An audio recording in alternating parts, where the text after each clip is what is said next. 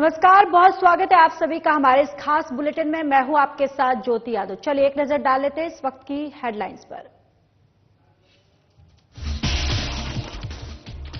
रायपुर के बिरगांव में पकड़ा गया 2500 किलो नकली पनीर। स्वास्थ्य मंत्री श्याम बिहारी ने दिया बयान, कहा मामले पर कड़ी कार्रवाई की जा रही है। छत्तीसगढ़ में बनाया जाएगा फार्मास्यूटिकल पार्क। 5000 बेड का नया अस्पताल भी किया जाएगा तैयार। स्वास्थ्य मंत्री श्याम बिहारी जायसवाल ने दी जानकारी।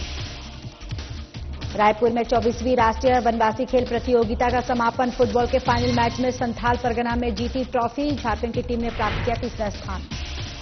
रायपुर पुलिस और एनटीएफ ने की संयुक्त कार्रवाई। प्रतिबंधित नशीली टैबलेट बेचने वाले को किया गिरफ्तार। 2 आरोपियों को पहले ही कर चुके थे गिरफ्तार। और रायपुर पुलिस ने 2 पहिया वाहन चोरी मामले का किया खुलासा। गिरोह के 6 आरोपियों को किया गिरफ्तार। आरोपियों से 45 2 पहिया वाहनों को भी किया जब्त।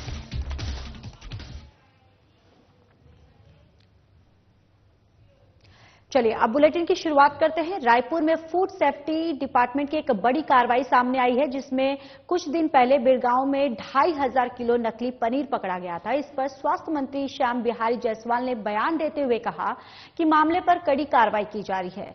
इसमें दिलचस्प बात तो यह है कि पनीर जो किसी पाउडर या मिलावटी दूध से नहीं बनाया जा रहा है, ये 100% केमिकल से बनाया जा रहा था। और इसके पकड़े जाने के बाद हम आगे की जो भी कार्रवाई है टीम और सक्रिय हो गई है, और जो भी प्रदेश में खाने के सामान में मिलावटी तत्वों को बेचने या बनाने का काम करेंगे, उस पर माननीय साय सरकार ने पूरी सख्ती से कार्रवाई की जाएगी। इसमें किसी भी प्रकार की ढील हम नहीं देंगे। लगातार इस पर कार्रवाई जो है वो की जाएगी। देखिए, ये देश और राज्य के लिए बेहद चिंताजनक विषय है कि जिस शाकाहार को सभी लोग उत्तम स्वास्थ्य की दृष्टि से, उत्तम पाचन की दृष्टि से विश्वास करके खा रहे हैं, विशेष रूप से जो पनीर है, जो नॉनवेज का बड़ा सब्स्टिट्यूट के रूप में आम जनता उपयोग करती है, उसमें एक बड़ा चौंकाने वाला और एक बड़ी कार्रवाई हमारे फूड सेफ्टी डिपार्टमेंट ने कल किया है। बिरगांव में 2500 किलो नकली पनीर पकड़ा है और उसमें कड़ी कार्रवाई की जा रही है। इसमें दिलचस्प बात यह है कि ये पनीर जो है किसी पाउडर या मिलावटी दूध से नहीं बनाई जा रही थी, बल्कि 100% केमिकल से बनाया जा रहा था। ये स्वास्थ्य के लिए एक जहर समान था।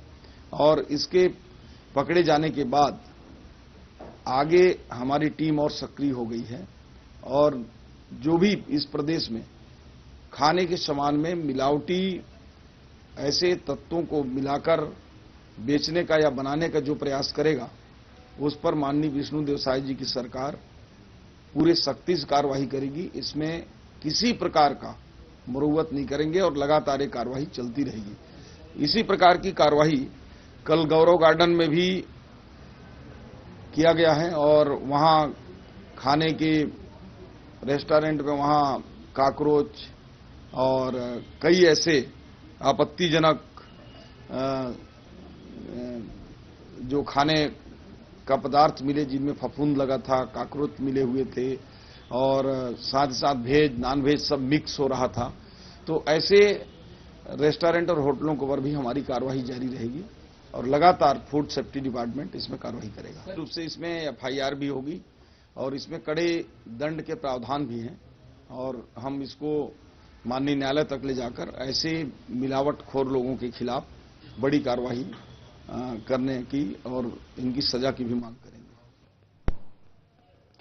रायपुर में स्वास्थ्य मंत्री श्याम बिहारी जायसवाल ने प्रेस कॉन्फ्रेंस की, जिसमें उन्होंने नया रायपुर में मेडिसिटी हब बनाने के लेकर बयान देते हुए कहा कि छत्तीसगढ़ में स्वास्थ्य और चिकित्सा के क्षेत्र में छत्तीसगढ़ अभी बहुत आगे नहीं है।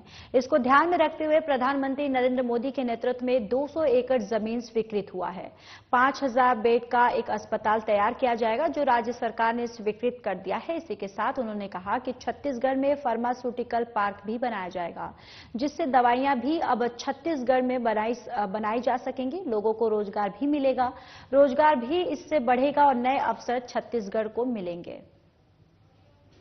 माननीय प्रधानमंत्री जी के मंशा के अनुरूप हमारे छत्तीसगढ़ जैसे राज्य में मेडिकल की सुविधाएं अपेक्षाकृत जो विकसित राज्य हैं उनसे कम हैं, उसको देखते हुए प्रधानमंत्री जी ने हमारे छत्तीसगढ़ में और राज्य सरकार ने मेडिसिटी बनाने का निर्णय लिया है, जिसमें 5000 बेड के हॉस्पिटल होंगे।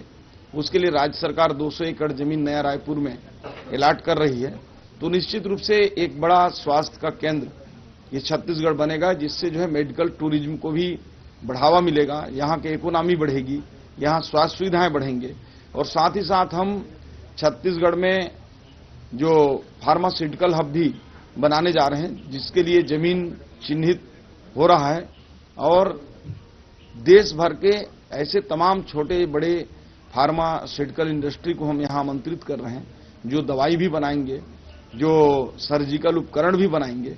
तो ऐसे में हमारे यहाँ के हजारों लोगों को रोजगार भी मिलेगा और यहाँ की जो इकोनॉमी है वो भी बढ़ेगी, यहाँ के लोगों को सुविधाएं मिलेगा। प्रदेश में सरकारी स्कूल लगातार शिक्षकों की कमी से जूझ रहे हैं। एक और सरकार की तरफ से दावा किया जाता है कि सरकारी स्कूलों में पर्याप्त व्यवस्थाएं सुनिश्चित की गई हैं, लेकिन वहीं दूसरी ओर धरातल पर हकीकत कुछ और ही नजर आता है। राजधानी रायपुर के अमलीडी सरकारी स्कूल में हमारी टीम पहुंची और जांच पड़ताल में पाया गया कि 600 बच्चों को पढ़ाने के लिए छात्र यानी कि मात्र 11 शिक्षक यहां पर उपस्थित हैं और उनकी ही ड्यूटी लगाई जाती है। सभी सब्जेक्ट के टीचर भी यहां पर उपलब्ध नहीं है, जिससे काफी परेशानियों का सामना बच्चों के साथ साथ टीचर्स को भी करना पड़ता है। आइए आपको दिखाते हैं ये पूरी रिपोर्ट। सरकारें जो है एक तरफ दावा करती हैं कि सरकारी स्कूलों में शिक्षकों की पर्याप्त जगह है, लेकिन दूसरी ओर धरातल पर देखा जाए तो हकीकत कुछ और ही नजर आती है। और इसी कड़ी में आज राजधानी रायपुर के अमलीडी स्कूल में पहुंचे हैं, सरकारी स्कूल में पहुंचे हुए हैं और यहां पर शिक्षकों की कमी से ये जो स्कूल है, विद्यालय है, वो जूझ रहा है। यहां पर कुछ शिक्षक हमारे साथ मौजूद हैं और इनसे बातचीत करेंगे। सबसे पहले बताइए कि शिक्षकों की कितनी कमी यहाँ पर देखी जा रही है? यहाँ पर शिक्षकों की बहुत ज्यादा कमी है, क्योंकि प्रत्येक विषय के लिए 2 शिक्षकों की आवश्यकता होती है, जो यहाँ पर पूर्ण नहीं है। और विद्यार्थियों की संख्या कम से कम 700 के लगभग है, 600-700 के लगभग। उस हिसाब से यहाँ पर्याप्त मात्रा में शिक्षकों की बहुत कमी है, जिसके कारण प्रत्येक शिक्षकों को बहुत ज्यादा मुश्किलों का सामना करना पड़ता है यहाँ पर। इसके अलावा अगर देखा जाए तो पढ़ाई किस तरीके से मैनेज करते हैं आप लोग, क्योंकि शिक्षक आप लोग 10 से 12 लोग ही हैं यहाँ पर, विद्यार्थियों की संख्या ज्यादा है, किस तरीके से मैनेज हो पाती है? सभी को 2-2 क्लास एक्स्ट्रा दिया गया है। जनरली 4 क्लास दिया जाते हैं, लेकिन सभी 4 से नहीं 6 क्लास ले रहे हैं। और दूसरी बात, यहाँ शिक्षकों की कमी है, कार्यालय स्टाफ की भी कमी है। हमारे स्कूल में स्टाफ कार्यालय के एक भी नहीं है जो ठीक से काम कर सके। जो है वो हम बाहर से करवाते हैं या इनसे एक्स्ट्रा टाइम में करवाना पड़ता है। दूसरी बात, बच्चों की संख्या के आधार पर यहाँ शिक्षकों की कमी है। हमारे 5 शिक्षक जो थे वो हाल ही में 4-5 महीनों में उन्हों का ट्रांसफर हो गया या तो रिटायर हो गए। उसके जाने के बाद एक भी शिक्षक यहाँ नहीं आए हैं। शासन के द्वारा कहा जा रहा है कि भर्ती कर रहे हैं, लेकिन आज भी नहीं यहाँ आए हैं। और जो आने के लिए तैयार है उनको भी नहीं भेजा जा रहा है हम रीडिंग में। और इस कारण पढ़ाई प्रभावित हो रहा है ना। जितना कोशिश कर रहे हैं हम अपने से कर रहे हैं। अब एक स्मार्ट टीवी है, उसमें हम पढ़ा तो रहे हैं, पर सारे पे क्लास 11 सेक्शन है, 11 सेक्शन को एक टीवी से कैसे पढ़ाया जाए? तो ये दिक्कतें हैं। संसाधन की कमी है इस स्कूल में, क्लासेस की कमी है। रूम्स अगर बढ़ जाते तो हम ज्यादा रूम में और टीवी लगाकर उसको कर सकते हैं, लेकिन क्या होता है यहाँ कॉलेज भी लग रहा है, प्राइमरी लग रहा है, मिडिल लग रहा है और वो टूट फूट की घटनाएं रहते हैं। तो कुछ सामान को हम अपने पास रखते हैं और जैसे उसका काम आते हैं उसको हम बाहर निकालते हैं। क्या कभी कोई व्यवस्था की गई इसके लिए, कोई पहल की गई कि और शिक्षकों का एडमिशन यहाँ पर हो सके? एनजीओ के थ्रू 3 शिक्षकों को यहाँ लाया गया है। जो शिक्षक रिटायर हो गए थे उनके बदले में तो 3 शिक्षक हैं, शिक्षिकाएं हैं जो पढ़ा रहे हैं और उनके थ्रू काम चलाया जा रहा है, ये बोल सकते हैं। जो रेगुलर टीचर रहते हैं और जो जिम्मेदारियां जो रहती हैं उनके थ्रू वो लोग भी निभाने की कोशिश कर रहे हैं, पर कमी है, अभी भी बहुत ही कमी है। कम से कम हर सब्जेक्ट के 2 विषय चाहिए यहाँ। बाकी स्कूलों में 300 के पीछे 11 स्टाफ रहते हैं, हमारे यहाँ अगर 600 है तो 22 की स्टाफ चाहिए, जिसकी मांग सर 2 साल से कर रहे हैं जो नहीं हो पा रहे हैं। तो आप देख सकते हैं कि किस तरीके से यहाँ पर शिक्षकों की कमी बताई जा रही है। हर जो सब्जेक्ट है उसके लिए 2 टीचरों की जरूरत होती है, लेकिन यहाँ पर पर्याप्त टीचर नहीं है। और आप बताइए कि किस तरीके से जो बाकी जो सुविधाएं उसको कैसे मेंटेन किया जाता है, और कोई तकलीफ तो यहाँ पर नहीं? नहीं, स्कूलों में कोई तकलीफ तो नहीं है, पर टीचर्स में हम कमी होने की वजह से हर एक टीचर पे बहुत ज्यादा बर्डन हो जाता है और बहुत सारे कार्य ऐसे होते हैं कि हमें समय से आने से पहले करना पड़ता है या फिर हम घर ले जाते हैं।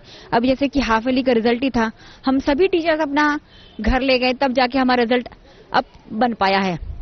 उसकी वजह से हमारा पारिवारिक और मानसिक संतुलन भी कभी कभी थोड़ा सा अपना बाधित होता है। हम बच्चों को पर्याप्त मात्रा में हमारी स्कूल के बच्चों को हम नई तरीके से उनको समझा नहीं पाते हैं, क्योंकि उसके लिए भी तो हमें समय चाहिए।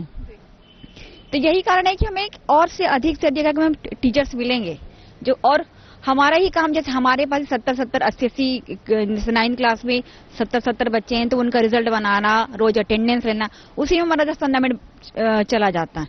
और साथ साथ में क्या होता है कि अपना उनको मैनेज करना, अगर एक ही दिन अगर 70 बच्चे आ जाते तो हम जो हमारा 10 मिनट अटेंडेंस लेने में, फिर समझाने में, और इसके साथ साथ क्या होता है हमें एक्स्ट्रा काम भी बहुत होते हैं, जैसे अपार आईडी बनाना। अभी आधार कार्ड को तो बच्चों को हमें रोज मैसेज डालना पड़ता है, पर बच्चे फिर उनको करते हैं, फिर हमको हमारे जो कंप्यूटर टीचर के पास भेजना पड़ता है। तो विभिन्न तरह की दिक्कतें आती है। अगर हमारे पास अधिक टीचर रहेंगे तो हम अपने कार्य को बहुत अच्छी तरीके से कर सकेंगे। क्या इसके अलावा अभिभावकों की भी नाराजगी देखने को मिलती है क्योंकि टीचर्स कम हैं? किस तरीके से उन्हें हैंडल करते हैं? हाँ, अभिभावक से तो नाराजगी रहती है थोड़ी बहुत।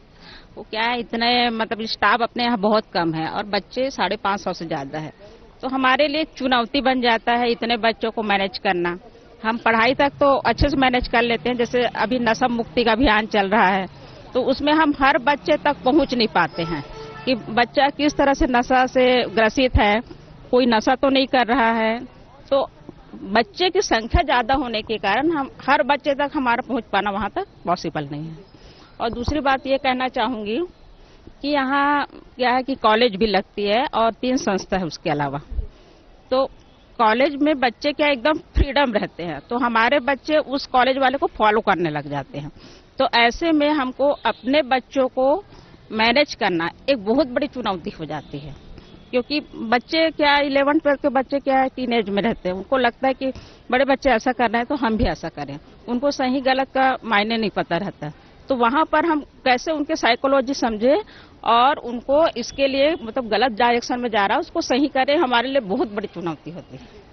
इसके अलावा जो है स्कूलों में खाने पीने की जो व्यवस्था है और सरकारी स्कूलों में जो खाना परोसा जाता है उसमें किसी तरह की कोई कमी तो नहीं है, या फिर बाथरूम वगैरह किस तरीके से यहाँ पर है? खाने पीने की व्यवस्था का क्या है, मिडिल और प्राइमरी में मिलता है खाना, जो मध्याह्न भोजन कहते हैं उसे, पर हमारे हाई स्कूल में तो ऐसा कोई व्यवस्था नहीं रहता है। तो वैसे व्यवस्था तो रहता है, और आप बालिका को जो प्रसाधन होता है, बाथरूम मतलब, वो एक ही कैंपस में, जैसे आपको पहले भी मैडम बताई थी, एक ही कैंपस में 4 अलग अलग संस्थाएं चलती हैं। तो जो चारों संस्थाएं के जो बालक बालिका हैं वो एक ही बाथरूम का या टॉयलेट का प्रयोग करते हैं। तो उनके लिए बहुत ज्यादा ये कहना चाहिए साफ सफाई या अदर हाइजीनिक का बहुत ध्यान रखना पड़ता है, तो उतना वो नहीं हो पाता है क्योंकि बच्चों की संख्या बहुत अधिक है और एक ही हमारे पास रूम अवेलेबल होते हैं, तो उसके हम ज्यादा साफ सफाई नहीं कर सकते हैं। और एक चीज और मैं कहना चाहूंगी, जैसे मैं खुद एक साइंस की टीचर हूँ, तो हमारे स्कूल में जितने भी टीचर होते हैं वो कम, टीचर की संख्या बहुत कम है। तो हम जैसे साइंस की टीचर को हमको पढ़ाने के अलावा हमको प्रैक्टिकल भी कराना पड़ता है, तो हम प्रैक्टिकल पे हम प्रॉपर टाइम नहीं दे पाते हैं क्योंकि पढ़ाने और अदर काम में ही हमारा टाइम निकल जाता है।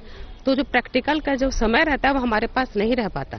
तो प्रैक्टिकल जैसे विषय है हम उसको उस पर ध्यान नहीं दे पाते हैं, हमारे पास समय ही नहीं रहता है क्योंकि हमारे पास एक कहना चाहिए एक टीचर, साइंस टीचर को एक साथ 2, 3, 4, 5 क्लास लेना पड़ता है। तो प्रैक्टिकल के लिए हमारे पास अलग से टाइम नहीं हो पाता है।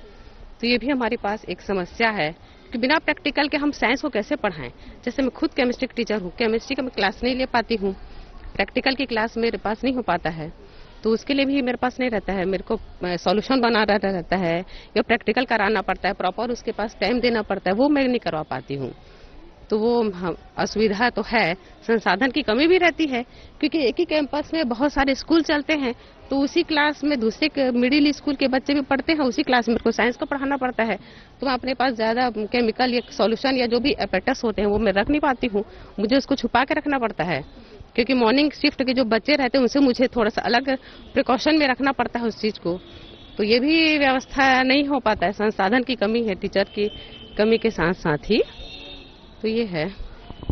तो आप देख सकते हैं कि किस तरीके से इन्होंने बताया कि यहाँ के शिक्षकों ने कि किस तरीके से संसाधन की भी कमी जो है नजर आती है और इसी के अलावा शिक्षकों की भी कमी है। इसके अलावा आपको बता दूं कि कई पद जो है खाली भी नजर आते हैं। सरकारी शिक्षकों की भर्ती को लेकर के कई पद खाली भी हैं, लेकिन इसके अलावा भी इसमें अब तक भर्ती नहीं हो पा रही और सरकारी स्कूल जो है शिक्षकों की कमी से लगातार जूझ रहे हैं। अब देखना होगा इस पर कब तक कार्रवाई हो पाती है और आगे क्या कुछ इसमें निकलकर सामने आता है। कैमरामैन वीरेंद्र के साथ मैं छाया जायसवाल, साधना प्लस न्यूज, रायपुर।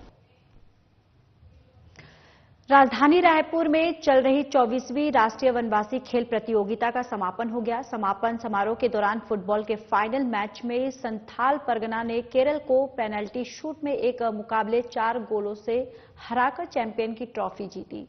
केरल की टीम उपविजेता रही, वहीं झारखंड की टीम ने तीसरा स्थान प्राप्त किया। तीरंदाजी की प्रतियोगिता में पूर्वी उत्तर प्रदेश के बालक तीरंदाज और कर्नाटक की बालिकाएं छाई रही। इस पूरी प्रतियोगिता में फुटबॉल और तीरंदाजी के खेलों में लगभग 600 जनजातीय बालक बालिकाओं ने हिस्सा लिया और अंडमान निकोबार से लेकर पूरे देश के लगभग 30 प्रांतों से जनजातीय खिलाड़ी इस प्रतिस्पर्धा में शामिल हुए। पड़ोसी देश नेपाल से भी खिलाड़ियों के एक दल ने तीरंदाजी प्रतिस्पर्धा में हिस्सा लिया। छत्तीसगढ़ के वन मंत्री और स्वागत समिति के अध्यक्ष केदार कश्यप और खेल और युवा कल्याण मंत्री टंकराम वर्मा ने कोटा स्टेडियम पहुंचकर खिलाड़ियों का उत्साहवर्धन किया। उन्होंने सभी खिलाड़ियों से परिचय प्राप्त किया और बेहतरीन खेल दिखाने के लिए सभी का हौसला बढ़ाया।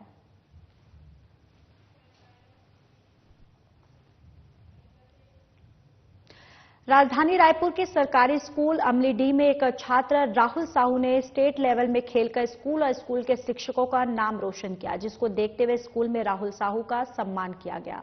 इस दौरान साधना प्लस न्यूज के स्टेट एडिटर राजेश सिंह ने राहुल साहू का गोल्ड मेडल देकर सम्मान किया और मौके पर स्कूल के प्राचार्य, सभी शिक्षक शिक्षिका, साथ ही सभी बच्चे भी मौजूद रहे। एक बड़ा हर्ष का विषय और खुशी की बात है कि हमारे एक छात्र, कक्षा 10वीं बी के छात्र है राहुल साहू जी, उन्होंने एक तो स्टेट में उन्होंने गोल्ड मेडल पाया था और उसी के कारण अभी वो नेशनल खेलने के लिए दिल्ली गए थे और पूरे राज्य से लगभग भारोत्तोलन में उनका नाम था यहाँ से, तो भारोत्तोलन में वो गए थे और वहाँ हालांकि उनका 11वां नंबर आया है वहाँ पर, लेकिन उन्होंने अपने स्टेट में जो गोल्ड मेडल जीता था उससे बेहतर वहां पर प्रयास किया है उन्होंने। तो हम सबने उनको आगे उनको आज गोल्ड मेडल से उनको सम्मानित भी किया है और उनके उज्जवल भविष्य के लिए उनको सबने शुभकामनाएं दी है। विद्यालय परिवार उनका बहुत बहुत स्वागत करता है। खबर रायपुर से है, जहां 2 दर्जन से अधिक 2 पहिया वाहन की चोरी करने वाले गिरोह के आधा दर्जन आरोपियों को पुलिस ने गिरफ्तार किया। साथ ही लावारिस हालत में बरामद 45 2 पहिया वाहनों को भी जब्त किया गया।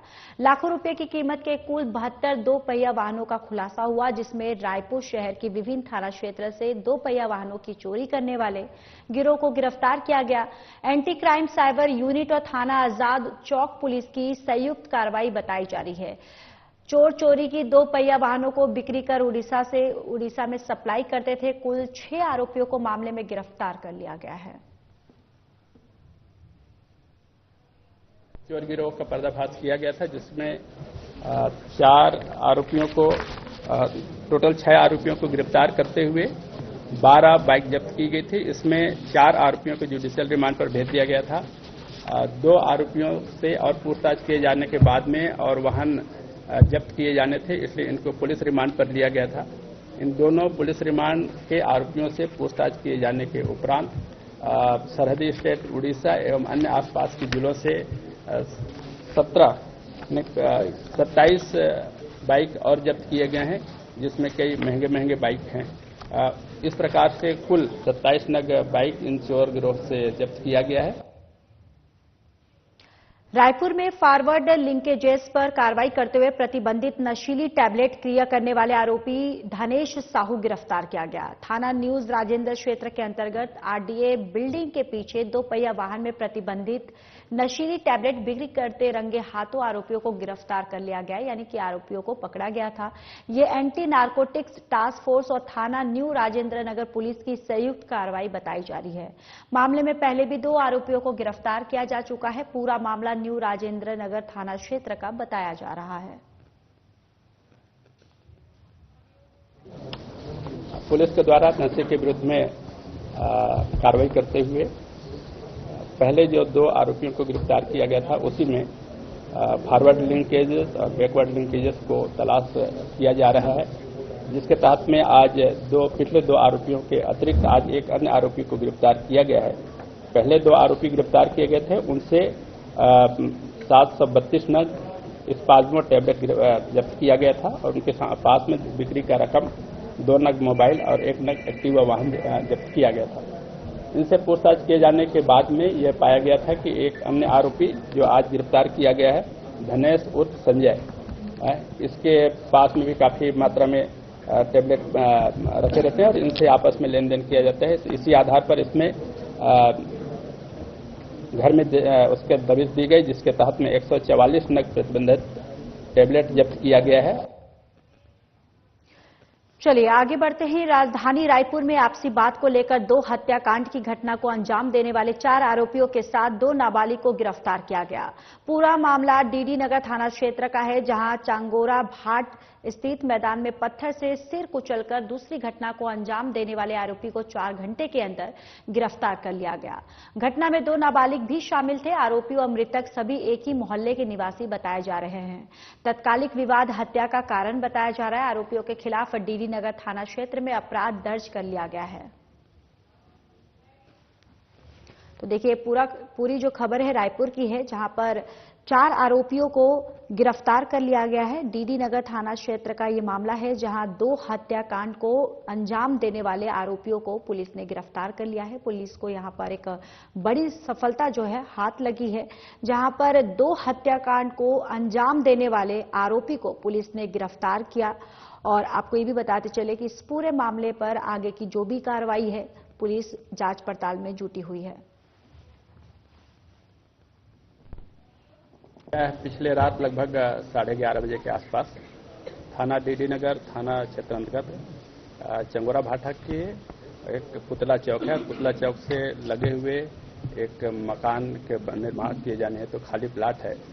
उस खाली प्लाट पर काफी कुछ मकान का मलबा बिखरा पड़ा हुआ है। उसी जगह पर लगभग 11:30 बजे रात में एक सचिन बड़ोले नाम के व्यक्ति की हत्या की सूचना पूर्व में उसके विवाद की सूचना प्राप्त हुई थी, जिस पर 112 की गाड़ी वहां पर रवाना हुआ था। मौके पर देखा तो एक आदमी घायल हुआ था और एक आदमी सचिन बड़ोले मृत हालत में पाए गए थे, जिस पर से 112 की गाड़ी से वहां से इनको तत्काल हॉस्पिटल के लिए ले जाया गया, जिसमें कृष्णा यादव है, वो उपचार के दौरान इसकी मृत्यु हो गई। इस पूरे घटनाक्रम की सूचना प्राप्त होने पर संपूर्ण वो डीडी नगर का पुलिस स्टाफ और सभी वरिष्ठ अधिकारी मौके पर पहुंचे और इसमें पता तलाश शुरू किया गया। रायपुर में तत्कालिक विवाद को लेकर जानलेवा हमला करने वाले 3 आरोपियों को पुलिस ने गिरफ्तार किया। थाना अमान नाका क्षेत्र के अंतर्गत रिंग रोड नंबर 2 में चाकू से वार किए जाने पर हमला किया गया था। घटना के चंद घंटे के भीतर आरोपी को गिरफ्तार कर लिया गया। तत्कालिक विवाद घटना का कारण बताया जा रहा है। आरोपियों के खिलाफ प्रकरण दर्ज कर लिया गया है। पूरा मामला अपमानक थाना क्षेत्र का बताया जा रहा है। तो देखिए मामूली विवाद को लेकर ये जानलेवा हमला सामने जो है ये आया है, जहां पर आरोपी ने यहां पर जानलेवा हमला करने की कोशिश की है। आपको ये भी बताते चले कि आरोपियों को पुलिस ने गिरफ्तार कर लिया है और पुलिस ने इन 3 आरोपियों को गिरफ्तार किया है।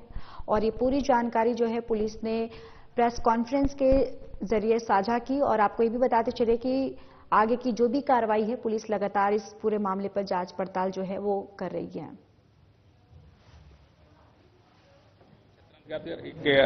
सुलभ शौचालय रिंग रोड नंबर 2, उसके पास में कल एक विवाद हुआ था, जिस पर ऑटो चालक धीरज सिंह राजपूत, उसके 3 लोगों के साथ में विवाद हुआ था, जिस पर से एक आरोपी दिनेश सोनी दुष्कर्षा आरोपी जो है साई रवि और तीसरा उसका लकी उर्फ योगेंद्र यादव, इन लोगों के द्वारा